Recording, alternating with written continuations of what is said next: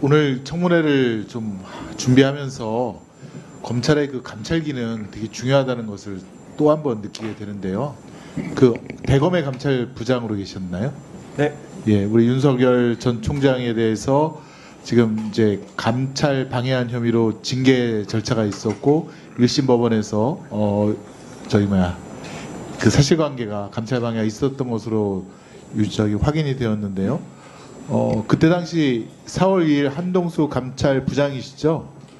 윤석열 총장에게 어떤 방해를 받았는지 조금 간략하게 설명해 주실 수 있나요? 제한된 시간이라 구체적인 말씀을 다 드리기 어려울 것 같습니다. 예컨대 채널A 사건과 한동훈 전 지금 이제 그 당대표 사이에 어떤 그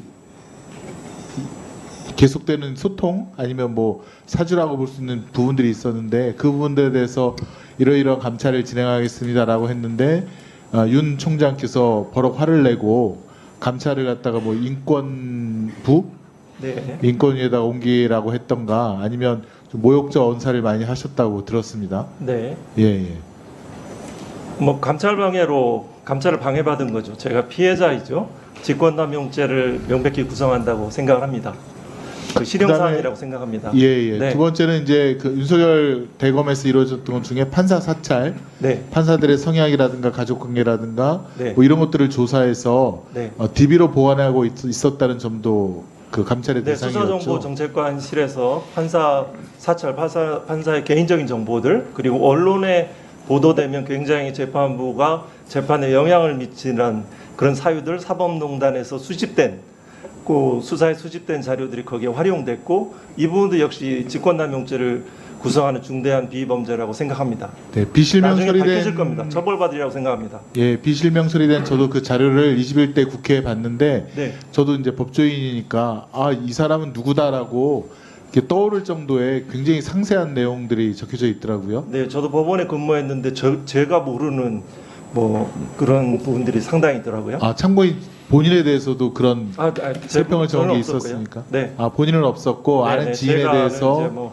모르는 것들 자료가 무슨 친족 관계 영장 신문 과정에서 그 전날 술을 마시고 신문에 안 나왔다는 등 아주 내밀한 정보. 고발 사주도 감찰을 하셨나요? 그렇죠. 고발 사주의 사건의 핵심은 2월 17일 날 뉴스타파 굉장히 신뢰도를 제가 높게 보는 그런 언론사라고 생각합니다. 그 뉴스타파에서 2월 17일 날 도이치모터스 주가 조작 사건들을 보도를 했고 3월 31일 날 MBC 뉴스 데스크에서 그 채널A 사건이 보도가 됐죠. 그것들을 가로막기 위한 총선에 임박한 그 사건이 수사정보정책관실에서 그 부분들 작성을 해서 그 현재 있는 그 여당에 전달이 된 그런 사건이죠. 이 부분은 지금 공직선거법 위반이 저는 성립된다고 감찰을 생각합니다. 방해받았음에도 불구하고 지금 고발 사주 손중성 씨에 대해서도 1심에서 유죄가 선고되었고 1년에 선고가 됐고 이번 주에 아마 항소심이 선고가 될 예정이고요. 네, 저는 그 법정에서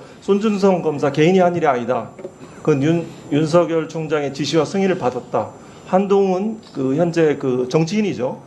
그 대표와의 공모관계를 살펴봐야 된다라고 했고 그분 판사님들은 모르실 겁니다. 그 검찰의 특수한 경험칙들은 조직에 있어 본 사람 손중성 검사 개인이 했으리라고는 생각한 사람 1도 없습니다. 여기에 있는 검찰 출신 의원들 여야에 계시지만 근데 지금 문제가 예컨대 윤석열 전 총장에 대한 지금 그 징계에 대한 행정 사건이 1심에서는 사실로 확인되었다가 지금 항소심에서 뒤집혔다는 거죠. 절차가 좀 위반되었다라는 이유로. 네, 그게 징계 청구권자가 징계 심의에 관여할 수 없다는 조정을 그 절차에 관한 해석을 했는데요. 그 부분들 저 동의할 수 없습니다. 그럼 되게 절차 위반인 경우에는 다시 새롭게 절차를 진행해서 또 징계를 하는 것이 상례인데 이번 건은 그렇지 않은 것 같아요. 네, 징계 문제는 그 기본적인 범죄이고 또 그 관련돼서 그 상고도 안 했고요. 1심과 2심의 결론이 불일치한 사건이고 검사징계법 해석에 관한 문제이고 저도 지금 이제 감찰 방해했듯이 윤석열 대통령이 지금 그 박정훈 대령에 대한 수사도 방해하고 있다. 또 백혜령 경정에 대한 마약 수사도 방해하고 있다는 여러 가지 의혹들이 있는데 이게 자꾸 반복되는 것 같은 느낌을 줄 수가 없는데 검찰의 감찰 강화에 대해서 혹시 뭐 체험하신 분으로서 무슨 말씀 있으면 얘기를 해주세요. 저한테 얼마만큼의 시간이 부여된지 모르겠습니다. 진술해도 될까요? 네, 1분간 하세요. 뭐 감찰 기능도 필요하죠. 근데 이제 핵심적인 부분은 저는 오늘 후보자 청문을 보면 검찰은 변하지 않을 것이다. 본질은 변하지 않을 거라는 생각을 합니다. 시대적 과제는 검찰 개혁이지만 또 시대 정치는 직접 민주주의의 강화라고 생각을 합니다. 세 가지 사례만 얘기하겠습니다. 직접 민주주의는 알 권리하고 표현의 자유하고 결정에 시민이 참여하는 겁니다. 세 가지 사례만 얘기하겠습니다. 도이치모터스, 제가 읽어본 그 언론의 보도와 그 자기 계좌를 이용하고 많은 20억이 넘는 이익을 받고 매수 주문을 하면 이건 주범입니다. 단순한 방조범이라고 어느 의원이 주범이죠. 해석해서 제가 놀라겠는데요. 그 기소해야지 검찰 내 수사권이 유지가 되는 거죠.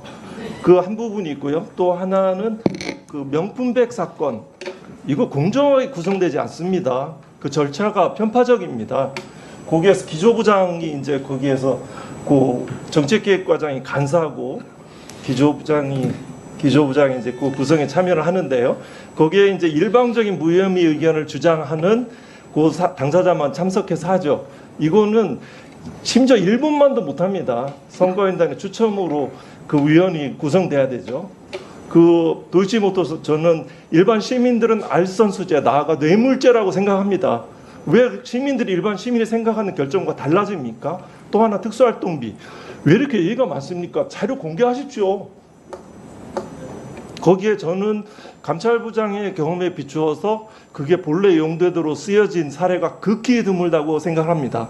여기에 그 유상범 간사님, 또 곽규택 위원님, 또 주진우 위원님, 또 이성윤 위원님, 박균택 위원님 다 검찰 출신 국회의원들이죠.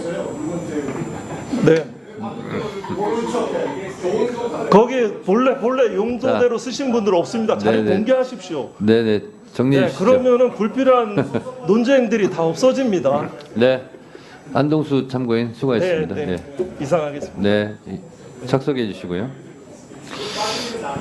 자, 저기 위원장님, 제가 기회가 없어서 네. 한 말씀만 더 드려도 될지 모르겠습니다. 일동에서 질문했는데 다 끊으셨잖아요. 자, 짧게 하세요. 짧게 하세요. 예. 그 검찰 개혁의 핵심은 기소와 분리입니다.